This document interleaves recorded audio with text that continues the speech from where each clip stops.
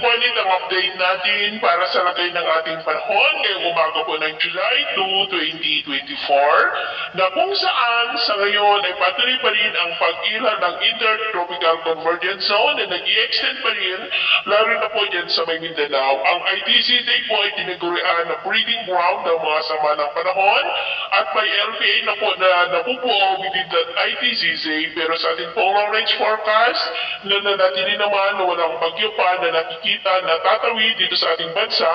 hanggang sa susunod na 2 linggo pero hindi pa rin inaalis ang posibilidad na may sama ng panahon o LPA na mabubuo sa silangan ng ating bansa sa susunod po na mga araw. At sa lagay ng ating panahon, ngayong madaling araw ay maayos ang panahon sa malaking bahagi ng bansa pero dahil sa habagat ay may mga isolated rains sa kanluran po ng bansa lalo na po sa may Bataang, Calabar Zone, Mimaropa, Panay Island, Bohol at ilang bahagi ng Zamboanga Peninsula. At mamaya ay sisikat pa rin ang araw sa malaking bahagi ng bansa pero may tsansa po na maulap na kalangitan with isolated rains sa ilang bahagi ng Bataan, Batangas, Marinduque, Mimaropa, southern part ng Panay Island, Cebu, Bohol, Sulu Archipelago at Zamboanga Peninsula. At mamayang hapon,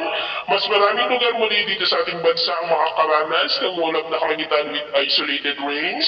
Kaya kung lalabas tayo sa ating matahanan ay gawin po natin lagi ang magdala ng kahit anong panangga natin sa init ng araw at proteksyon na rin po sa mga biglaang buhos ng ulan. At sa atin naman pong mga baybayin, wala po tayong nakataas na namang gale warning signals pero baying mag-iingat lamang po kung papalaot tayo para mas makaiwas sa mga sakunang pangkaragatan.